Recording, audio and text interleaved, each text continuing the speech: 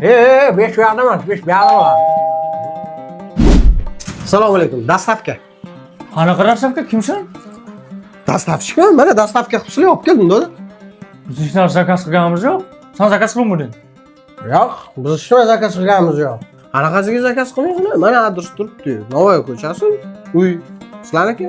Mana dastavka. Pulni bering. Pulimiz yo'q bizni bolam. O'zim nerdan bering? Dunyodan qanaqa qilib beraman? Bu ota meros bo'lsa bolam. Mana do'da har doimgidek zakaz qilib, zakazni pulini to'lamayapti. Uni o'rniga nerdan beraysan? Nerdan ham bermayapti. Xullas hech nimaga rozi bo'lmayapti.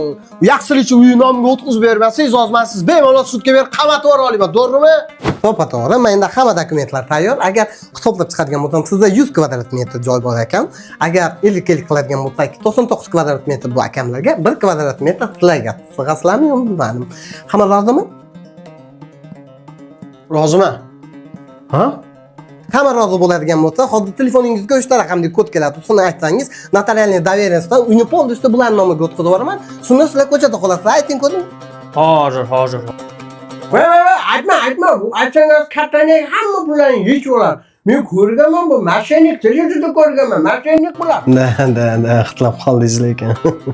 Deb podaringga allanishga sal qoldi-ya. Yomon kallangiz ishlab qoldi lekin ha, do'da.